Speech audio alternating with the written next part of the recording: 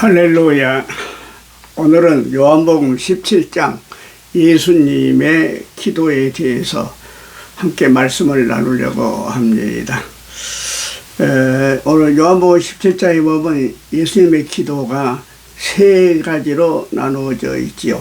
첫 번째는 예수님 자신에 관한 기도, 하나님과 예수님과 자신의 그 관계에 대한 기도를 쭉 하고, 그리고 나서는 이제 9절부터 19절까지는 제자들에 관하여서 기도를 하는 내용인 것입니다.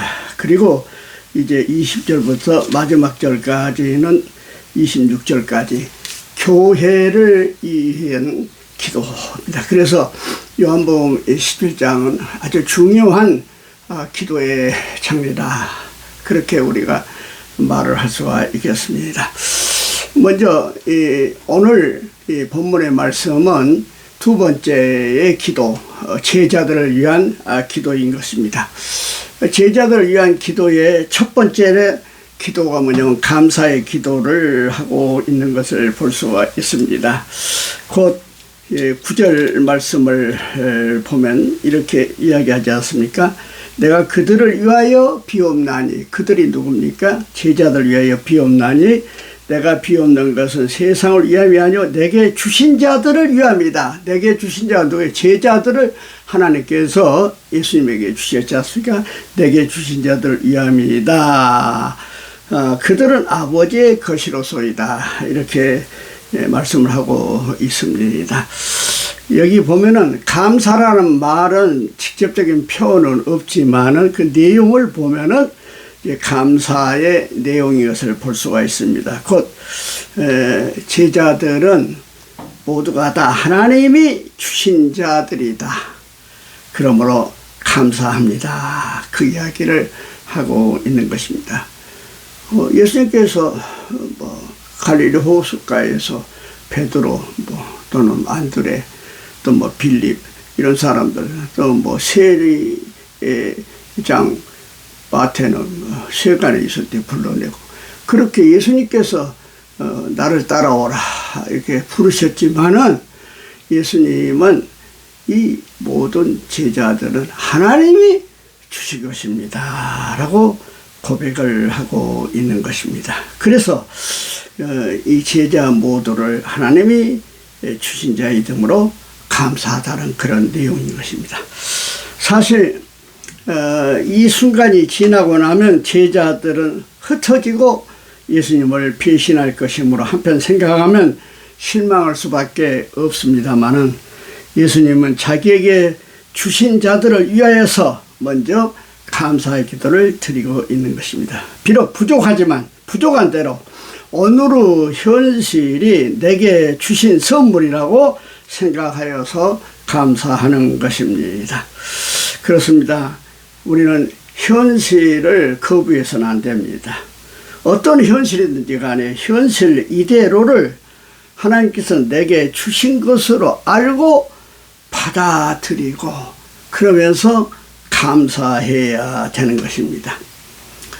예를 들어 이야기하면 다른 부모보다 경제력도 없고 명예도 없고 사랑도 부족하고 가정이 어려워서 대학도 못 가고, 그러지만은 그 말이에요. 부모님과 한 집에서 살 수 있으니 감사하다고 생각할 수 있어야만이 그것이 바로 바른 자식의 자세라고 볼 수 있지 않겠습니까? 네. 그러므로 다 주의 것이요 주께서 내게 주신 사람들입니다. 이 제자들은 바로 내게 주신 선물입니다. 사실 그 제자들은 3년 동안 직업도 버리고 예수님을 따랐지 않습니까? 그러니 더욱 감사하다고 볼 수가 있죠. 예. 매사를 여러 가지 방향으로 생각할 수 있지만은 우리는 언제든지 좋은 방향으로, 긍정적인 방향으로 생각함으로 그 말이에요. 변변치 않는 현실이라 할지라도 그 말이에요. 예수님에게 있어서는 변변치 않는 제자들이라 할지라도 먼저 하나님 앞에 감사를 올렸다고 하는 것 아니겠습니까? 네, 그렇습니다. 우리의 현실을 절대로 부정하지 맙시다. 하나님 앞에 감사합시다. 왜냐, 역사의 주인은 하나님이시고 우리 하나님의 모든 섭리 가운데서 역사가 운행되기 때문에 그것은 내 인생도 마찬가지 아니겠습니까? 내 인생의 주인은 하나님이십니다. 그럼 하나님의 섭리로 내 인생은 여기까지 온 것이고 앞으로도 하나님의 섭리로 나아갈 것입니다. 그러므로 현실을 우리는 감사하고 살아야 되겠습니다. 두 번째로 예수님은 저희로 말미암아 영광을 받았나이다. 엄청난 감사를 합니다. 10절에 보면 내 것은 다 아버지의 것이요 아버지의 것은 내 것이온데 내가 그들로 말미암아 그들 뭐니까 제자들로 말미암아 영광을 받았나이다. 이렇게 이야기를 합니다. 사실 엄청난 감사지요. 저희로 말미암아 영광을 받았으니 감사합니다. 엄청난 감사지요. 우리가 아다시피 예수님의 제자들 때문에 망신을 당한 일이 한두 번 아니지 않습니까? 네? 안식일에 밀 이삭을 비벼가지고 바리새인들한테 책망을 받기도 하고 배가 고프다고 진설병 제사장만 먼저 진설병을 먹어가지고서 책망을 받기도 했는데 그때마다 다윗도 도망다니다가 진설병을 먹었지 않느냐 하면서 변명해 주지 않습니까? 예수님께서. 더 치명적인 것은 베드로와 유다입니다. 그렇게 호언장담했던 베드로가 3번이나 부인하고 저주하고 유다는 예수님 은 30에 팔아버리지 않습니까? 그런데 예수님은 그들로 말미암아 영광을 얻었도다고 감사 기도를 하고 있는 것입니다. 우리도 내 주위의 사람들을 놓고 하나님께서 내게 주신 사람들로서 감사할 수 있어야 하겠습니다. 예, 내 아내로, 내 자식으로, 내 친구로 말미암아 영광을 얻었습니다. 하나님 감사의 기도가 있기를 주 이름으로 축원합니다.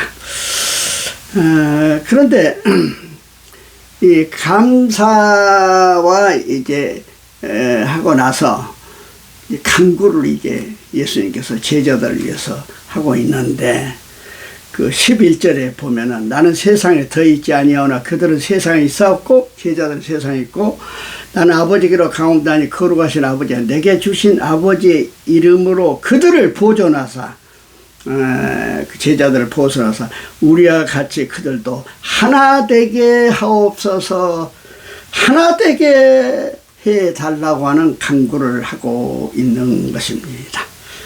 예, 여러분 하나 되지 못하기에 얼마나 가정이나 직장이나 나라가 이 세계가 어려움을 지금 당하고 있습니까? 우리나라도 남한과 북한 아직도 나누어져 있습니다. 70년이 지나도록 하나 되지 못하기 때문에 얼마나 긴장관계 속에서 우리가 괴로움을 당하고 있습니까? 2차 대전 후에 네 나라가 이게 분리가 됐어요. 독일이 그렇고 동독서독, 예멘이 남예멘, 북예멘, 베트남이 그렇게 됐고 우리 한국이 그렇게 됐는데 세 나라는 다 통일이 됐습니다. 유일하게 우리나라만이 아직도 하나가 되지 못하고 통일이 되지 못한 거예요. 그니 얼마나 우리가 괴로움이 많습니까? 네. 하나 되지 못하기 때문에 얼마나 어려움이 있습니까? 사회적으로 보더라도 노사가 하나가 되지 못하기 때문에 얼마나 갈등이 많습니까? 예. 마음이 둘로 분열되면 고민이 생기고 정신이 둘로 분열되면 정신이 이상자가 됩니다. 예. 하나가 돼야 됩니다. 하나님도 한 분이요, 주님도 한 분이요, 성령도 한 분 아닙니까?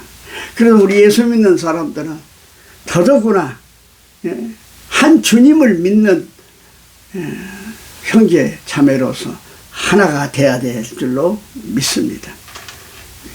우리나라처럼 이렇게 교파가 많이 나누어지던 그런 기독교 나라는 없어요. 참 가슴 아픕니다. 예, 예. 하나 되는 운동이 앞으로 일어나야 된다고 생각을 합니다. 그러면 하나 되는 비결이 뭡니까?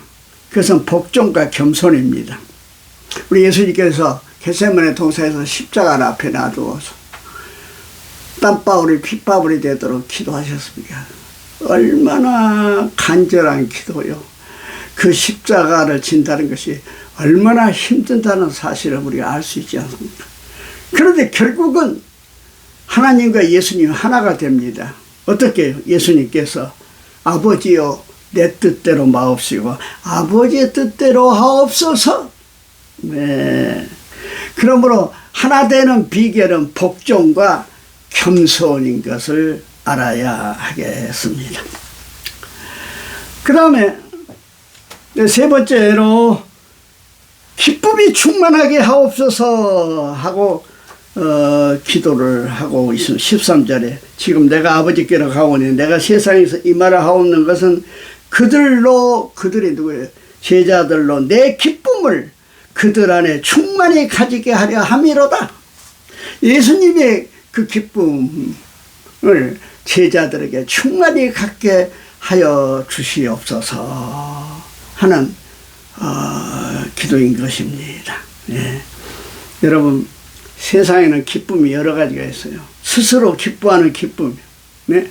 술 마시고 기뻐한다든지 재미있는 일이 있을 때 기뻐한다든지 또 세상에 주는 기쁨은 물질을 소유해서 향락을 누릴 때 어떤 오락을 할 때 그런 기쁨이겠죠. 그러나 우리 주님께서 주신 기쁨은 뭡니까? 다른 게 아니에요. 예? 구원의 기쁨, 은혜 받았을 때의 기쁨입니다. 그래서 은혜 칼이 쓰는 기쁨, 카라하고 동의어인 것이에요. 네. 또한 충만하게 하소서 그렇게 얘기합니다. 이 충만이란 것은 이 컵에 물을 채면 철철 펄펄 넘도록 그게 충만이지요. 이것은 하나님의 속성입니다. 뭐든지 깎는 것은 있어서는 안 됩니다. 항상 넘쳐야 됩니다. 여러분 세상의 권력과 지식과 건강과 부는 만점이 없습니다. 한 예를 들어 구약의 욥을 보십시오. 욥은 재물은 동방에서 부자요 자식은 10남매가 있었고 정신적으로는 악에서 떠난 사람이라고 했습니다. 그런데 어떻게 됐습니까? 그 기쁨이 영원합니까? 충만합니까? 아니요. 다 없어지고 몸에 병까지 들어서 허덕이는 모습을 볼 수가 있습니다. 그렇습니다. 충만이라는 것은 만점이라고 우리가 점수로 말한다면 말할 수가 있겠는데 이 만점의 세계는 하나님의 세계입니다. 충만의 세계는 하나님의 세계인 것입니다. 이제 끝으로 15절의 제자들을 위해서 간구하니 내가 비옵기는 그들을 세상에서 데려가시기를 위함이 아니요 다만 악에 빠지지 않게 보존하시기 위함이라. 악에 빠지지 않게 하여 주시옵소서. 그렇게 기도하고 있습니다. 현실 도피가 아니고 그 말입니다. 금욕주의라는 게 은둔주의가 아니고 현실 속에서 악을 이기기를 바라시는 말씀인 것입니다. 그래서 이 시험을 이기고 사랑으로 승리하게 해 주세요. 적극적인 기도인 것입니다. 여러분, 그리스도인은 세상을 포기하는 사람이 아닙니다. 네. 네. 그러고 나서 16절과 17절에 이렇게 합니다. 내가 세상에 속하지 아니함 같이 그들도 세상에 속하지 아니하였사옵니다. 그들을 진리로 거룩하게 하옵소서. 아버지의 말씀은 진리다. 진리로, 하나님의 말씀으로 거룩하게 하게 해 주시옵소서. 그 이야기하고 있는 겁니다. 그렇습니다. 하나님의 속성은 holy, 거룩이죠. 거룩. 여러분, 세상과 그리스도인은 바다와 배와 같습니다. 배는 바다에 있어야만이 뜨는 거예요. 육지에 있으면 배는 아무런 소용이 없습니다. 배는 바다에서 있을 때에 배 사명을 다할 수 있는 것 아니겠습니까? 그렇기 때문에 우리가 이 세상에 산다 할지라도 그 말이에요. 사명을 다해야 되는데 그게 뭐냐 할 것 같으면 진리로 거룩하게 하는 것입니다. 배가 바다에서 파손이 된다든지 물이 새우는 가라앉으면 안 되지 않습니까? 마찬가지로 우리 그리스도는 이 세상에 살면서도 거룩성을 저버리면 안 된다는 겁니다. 우리는 거룩한 백성이 되어야 된다고 하는 이야기입니다. 오늘 우리 예수님께서 제자들을 위한 이 기도가 얼마나 깊고 오묘하며 은혜가 있는지 모릅니다.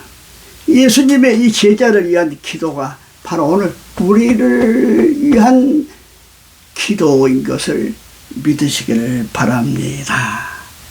그러므로 오늘 이 예수님의 제자를 위한 기도를 우리가 요한복음 17장에서 잘 우리가 읽고 기억하고 그리고 새기면서